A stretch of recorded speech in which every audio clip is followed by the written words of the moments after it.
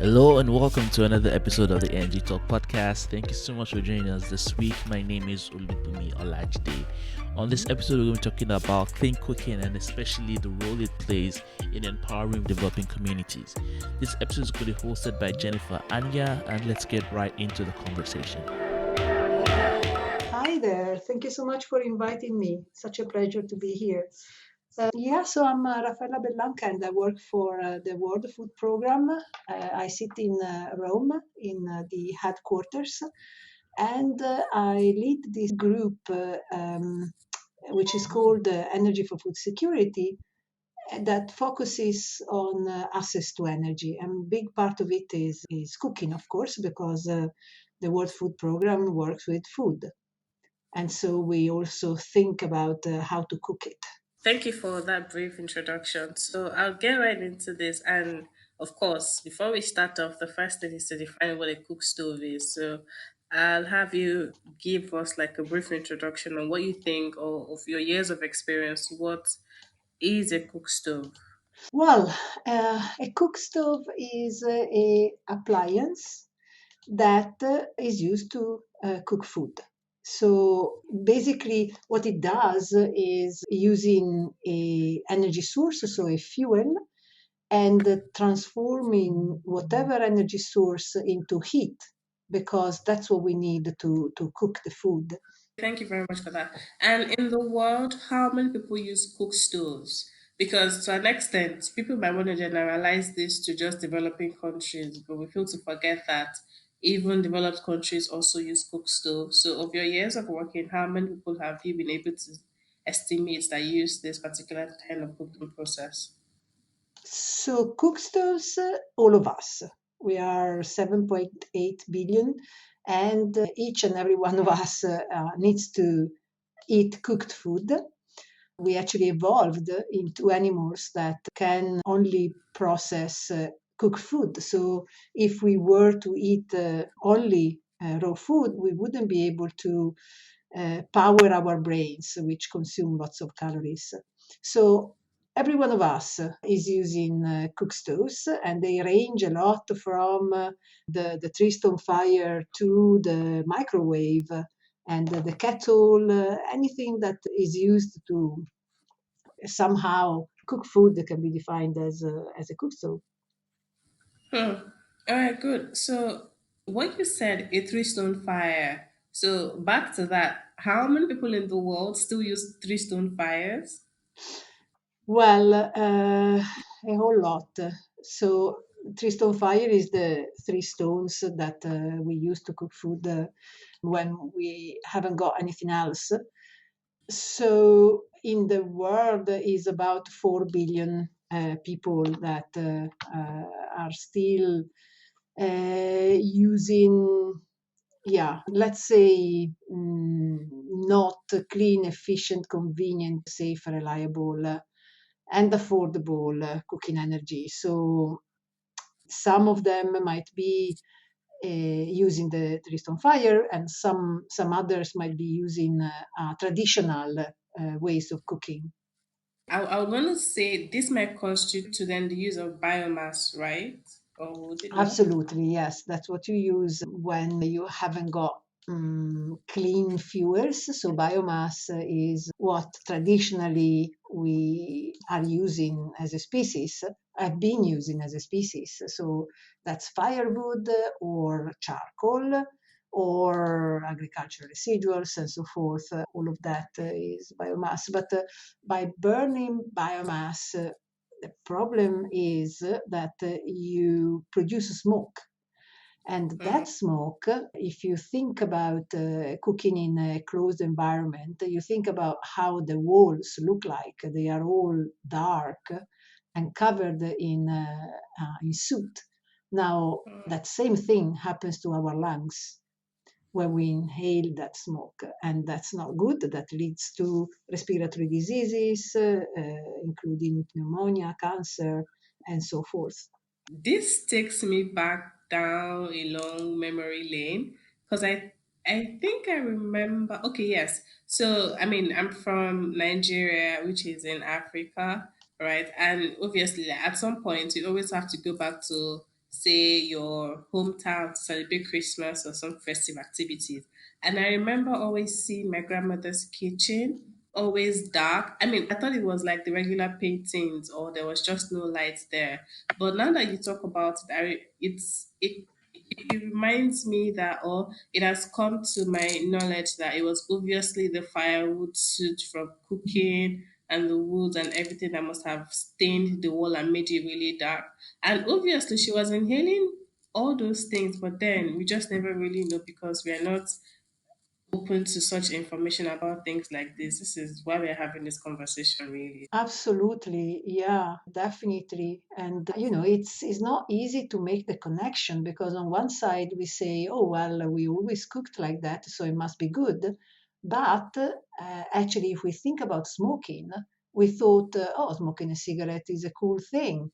But actually, now we know that people die of lung cancer because of that smoking. Now, with traditional cooking, that's the same thing. The smoke is bad for our lungs. So, despite the fact that we did it for so long time, it's still very harmful to us. But then, what do you then classify barbecue as? Because people still make barbecues and they still use firewood. So, what? Yes. Yeah, absolutely, I do too. But then there is a big difference between cooking in the open, maybe once a week, and cooking in a closed environment every day, maybe twice a day. And so that has a completely different impact because it just accumulates. So obviously, the big difference between enclosed environment and open with or well ventilated, or if you have a chimney that gets the smoke out, that's also positive. So really it depends on the situation. Thank you for that. And on that note, then I think it's best to then transform into methods of clean cooking. So, what options are there when it comes to clean cooking? Yeah, so you have a number of different options. So you have the whole scale. Um, when you talk about clean cooking, I would say you need to look at modern cooking methods. So I'm referring to electricity, gas, natural gas, or LPG, biogas, even cooking with liquid fuels such as ethanol is clean because the flame is doesn't have that smoke particles that deposit on your lungs. Then you have the intermediate solutions, which are improved stoves, for example, the mini gasifiers. So these are stoves that still burn biomass, ideally pellets or briquettes, but they can also work with branches and so forth. But what they do is that they squeeze the gas off the biomass and then they burn that gas. So the flame itself is fairly clean. And therefore, that they are a good compromise. And then you have simpler models where you do get a little bit of improvement, but it's not really ideal. So there is the whole range. And oftentimes what we tend to do is to think of it as a ladder. So you start with, if you start from the open fire, then you might get something that is still a bit similar, but is better. And then you start to make your way toward the really clean and efficient and convenient modern cooking solutions. In those processes, how do you then measure the cleanliness of these stoves or the experiment or the samples that you're working with? Because I mean, it's a difference between working in an enclosed space. I'm sure you might have variations in the levels to which you get. Absolutely. So there are actually different ways of testing. The first one is when the stove gets out of the lab, so gets out of the factory and is tested in a lab, and that's the water boiling test. So that is made to look at the emissions, at the efficiency, and things like that. It's not really reflecting the real cooking context that you might find in people's households, but gives you some sort of idea of how the stove is performing.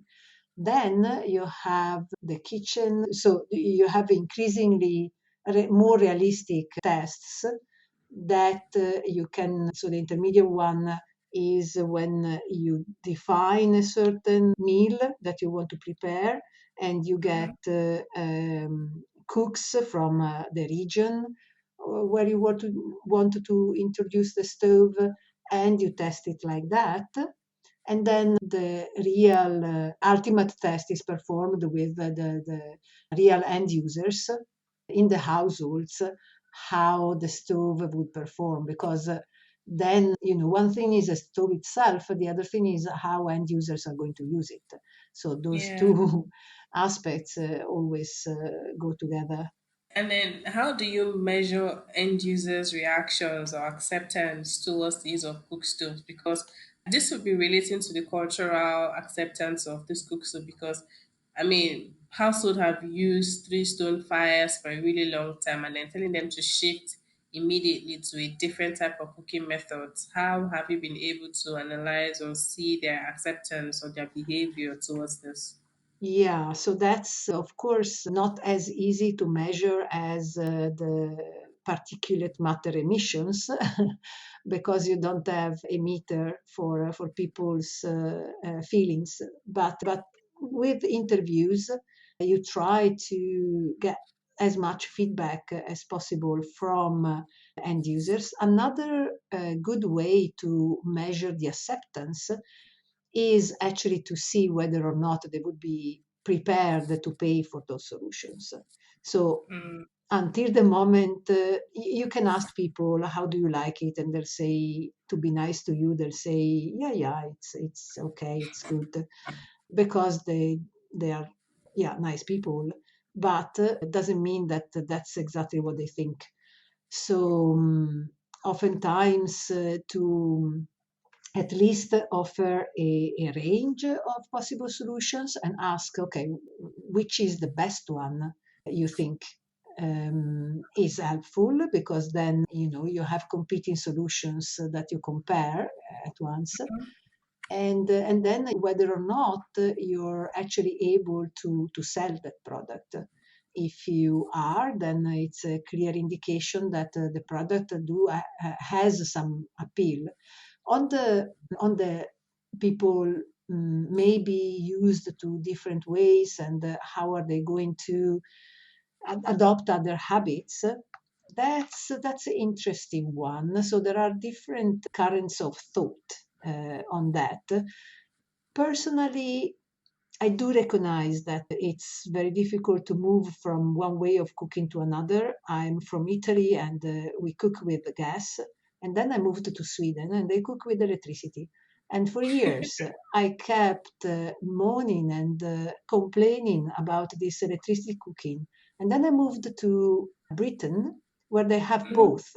And I could choose. And guess what? I chose electricity because by then I had changed my mind. So I know all too well how linked we are to our own habits.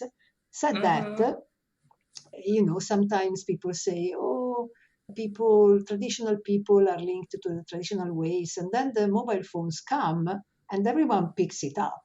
And all those traditional ideas, if it is convenient, end of the day, it is convenient.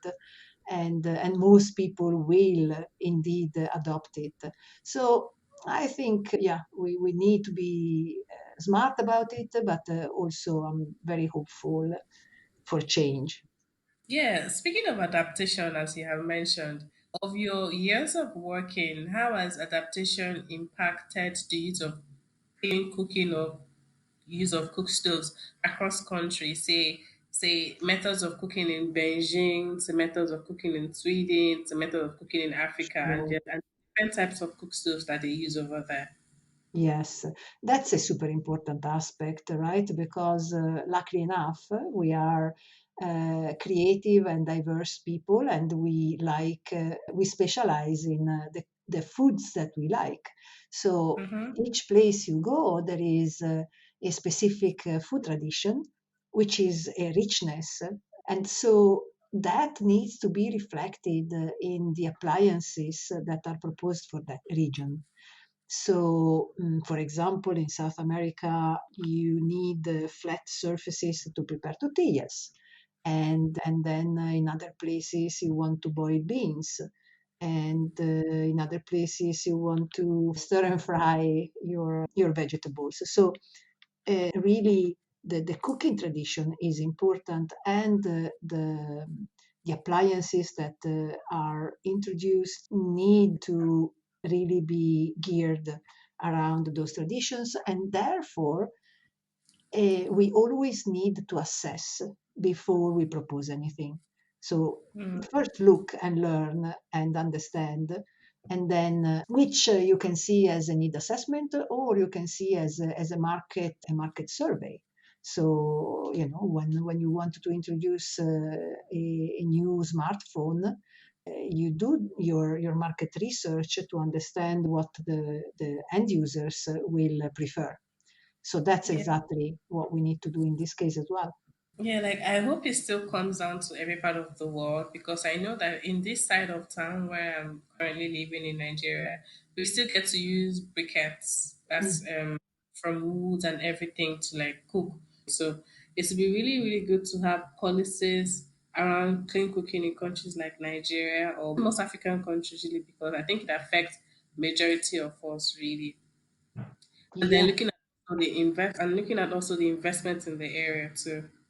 yeah, absolutely. There must be some indeed willingness from the part of the authorities to invest. Now, the investment is also on the social capital because the health aspect is equally expensive.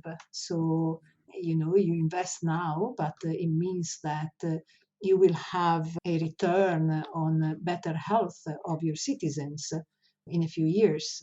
For example, the Indian government at some point decided to provide pregnant women with a clean cook stove exactly for that purpose of investing on the social capital of the country.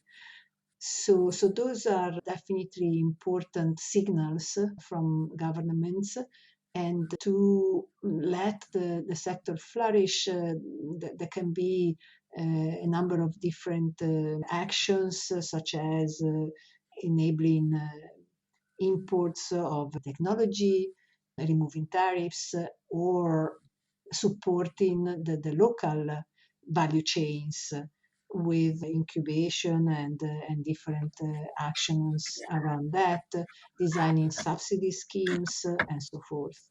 Wait, so you mentioned that the Indian government supported pregnant women with clean cook stoves. So does this in a way go to say that clean cooking has a positive effect on pregnant women? Not only on the women, but if you look at the literature on smoking, what Mhm. smoking does to pregnant women and to their child that is developing is really bad. So the smoke from cooking is no different, is exactly the same thing. So obviously it's an investment on the woman that will be healthier, but also on a yet to born child that will also be healthier and will develop better. Yeah, that's very interesting. I never knew this, and I hope every other person that listens will definitely take this into consideration.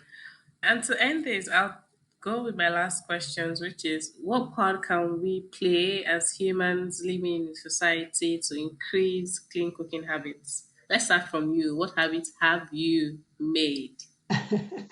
Well, I'm proud to say that I actually have one electric pressure cooker that I always use for my soups and all sorts of cooking that takes lots of time. So for the beans and stuff like that. And I also have another one, which is a multi-cooker. I justify that with the fact that it is kind of my work. So that's why Mm-hmm. I allowed myself to have two. And I'm really satisfied I'm having fun in trying out the different recipes with those two toys, basically. But how I got to know of the existence of electric cooking appliances is actually through my colleagues in Myanmar. So I was visiting the country office and young colleagues that came from the province but were working in the capital city. They rented one room, perhaps within an apartment, so they didn't have full access to a kitchen. And so I was asking, how do you cook, boys and girls alike? And they were saying, well, we have this electric cooker in our rooms, and we cook everything, every different meal with it. It's really convenient. And so they opened my eyes. I had never heard about these appliances. And then I came Mm-hmm. back home and yeah, I got one for myself. So I really hope that, young people that appreciate the convenience of clean and fast and healthy cooking will be our promoters, so that they will try it out and then they will talk about it to their families, their moms and grandma, and yeah, can help us to spread the news. So on that note, I would say thank you for having us. Before I let you go, Yes. my my team member was asking why biomass is called the Cinderella of renewable energy. So I wanted to ask you why. Yes, it's just historically, everybody is excited about electrification, and I do believe there is a gender component to it because, biomass is used for cooking, and cooking is a women thing. And Ah, I believe that's part of the story. As a matter of fact, when sometimes we proposed stoves that have charging possibility, so you can yeah. cook, but you can also charge your mobile phone. And then the Hmm. husbands get interested, and then magically the household finds the money to buy them. So I think that some gender priorities and dynamics are potentially associated with that. Thank you for joining us this week. I hope you enjoyed the conversation about clean cooking. Don't forget to share this with a friend or colleague if you did enjoy the episode, and subscribe to the podcast if you aren't already. So look forward to see you next week and have a lovely day.